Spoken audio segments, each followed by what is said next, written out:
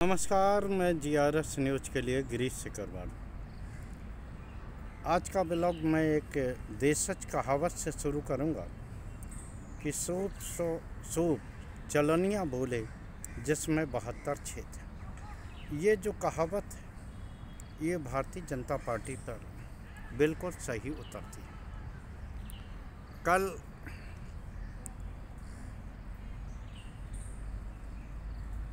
महागठबंधन द्वारा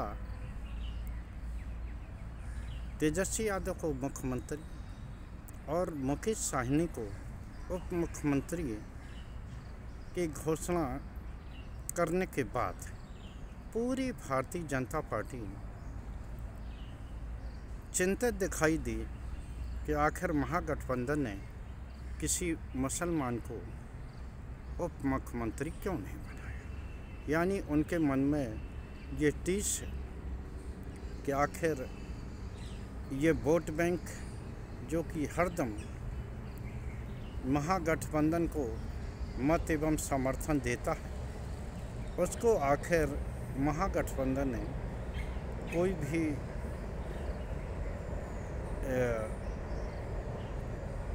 पद आखिर क्यों उनका ऐलान नहीं किया। उधर ये संकेत मिलते ही कि महागठबंधन में भी 2-3 उप मुख्यमंत्री और बनाए जाएंगे, जिसमें कि एक चेहरा दलित, सवर्ण और अल्पसंख्यक खासकर मुसलमान भी होगा।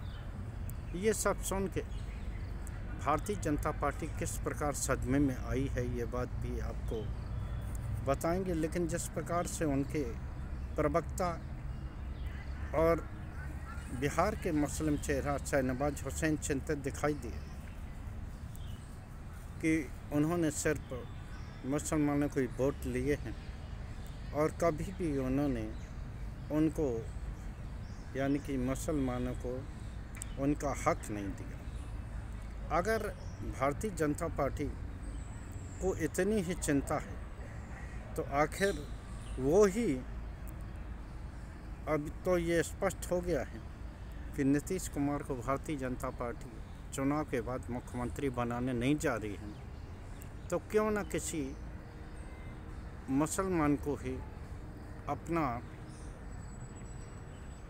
मुख्यमंत्री पद का चेहरा बना के क्यों न महागठबंधन की हवा निकाले। क्या भारतीय जनता पार्टी इस प्रकार के कदम के लिए तैयार है? वो भारतीय जनता पार्टी जो कि मुसलमानों को गद्दार कहती है, उनके मंत्री गिरिराज सिंह उन्हें नमक हराम कहते हैं, यहाँ तक कि गाय बगाहे वो ये बात भी कहते रहते हैं कि वो पाकिस्तान चले जाएं। उन्हें कब से इतनी चिंता मुसलमानों के विषय में होने लगी? जो लोग कपड़े देखकर पहचान लेते हैं, जो लोग आतंकी घटनाओं में धर्म ढूंढने लगते हैं, वो भारतीय जनता पार्टी और उनके वही प्रवक्ता जो दिन रात हिंदू मुस्लिम करने का कोई बहाना नहीं चूकते, कोई मौका नहीं चूकते, वो अचानक इस बात पर चिंतित दिखाई दिए कि महागठबंधन में कोई मुसलमान चेहरा क्यों। भारतीय जनता पार्टी में फिर से एक सवाल है कि 101 विधानसभा सीटों पे आपकी पार्टी लड़ रही। क्या आपने इतने बड़े वर्ग को, जैसा कि आप दावा करते हैं, सबका साथ, सबका विकास, सबका विश्वास, तो क्या आपके पास केवल दिखावटी ही मुस्लिम चेहरे हैं? आखिर एक भी सीट पर आपने उन्हें प्रत्याशी क्यों नहीं बनाया? वो लोग अब सवाल उठाएंगे महागठबंधन पे, जो लोग खुद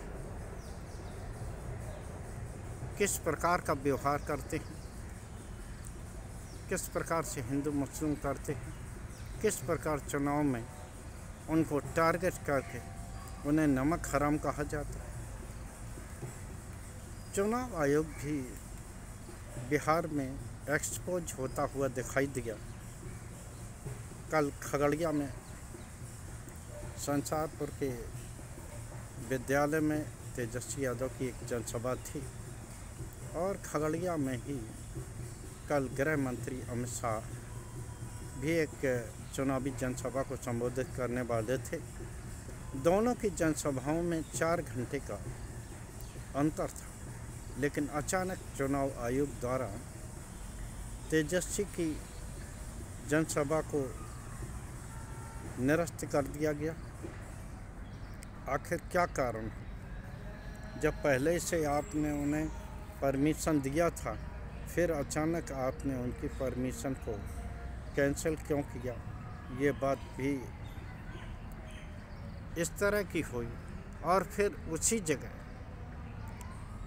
जिसके लिए ये कहा गया था कि तेजस्वी की रैली मात्र इसलिए कैंसिल की गई जिससे कि बच्चे अपने खेल के मैदान में खेल सकें, और उसी जगह पर गृह मंत्री का हेलीकॉप्टर वहाँ उतरा है।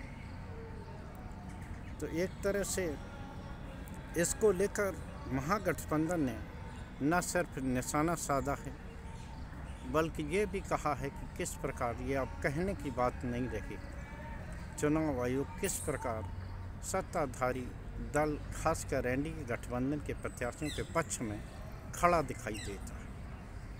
गिरिराज सिंह ने जिस प्रकार से धर्म के आधार पर एक समाज विशेष को, समुदाय विशेष को टारगेट किया, अगर धोखे से यही सब बातें अगर अन्य किसी विपक्षी नेता के मुंह से निकलती तो हो सकता है उन्हें चुनाव में प्रचार से उस नेता को बैन भी कर दिया जाता है। मुझे याद आता है कि बाल ठाकरे को इन्हीं सब बातों को लेकर उनको चुनाव प्रचार से अलग किया गया था, लेकिन अब तो इस तरह की कदम चुनाव आयोग द्वारा उठाए जाएंगे, मुझे तो नहीं लगता। और जिस प्रकार से महागठबंधन द्वारा ये संकेत दिए जाने के बाद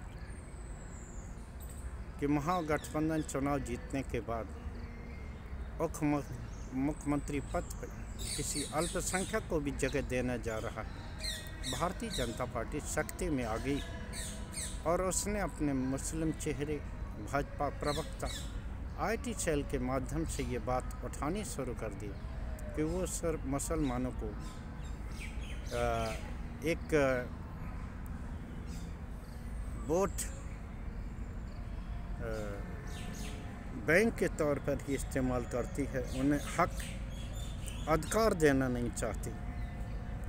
लेकिन खुद भारतीय जनता पार्टी का चाल चरित्र और चेहरा क्या है, खासकर अल्पसंख्यकों के विषय में किस प्रकार वो टारगेट करके उन्हें देशद्रोही तक ठहराते हैं, आप सभी लोगों को बताकर या इस बारे में चर्चा करके आपका बहुमूल्य समय नष्ट नहीं करना चाहते। अब तो बिहार के लोगों पर ही ये आशा है कि आखिर वो क्या करेंगे और कितना समर्थन वो देंगे, अपना रहनुमा किसे चुनेंगे।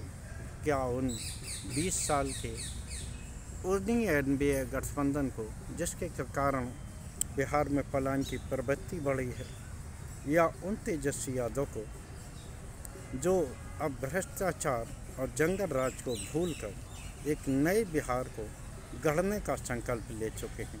आज के ब्लॉग में बस इतना ही। जय हिंद, जय भारत। कल फिर किसी नए मुद्दे पर आपके साथ जुड़ने की कोशिश करूँगा। जय हिंद।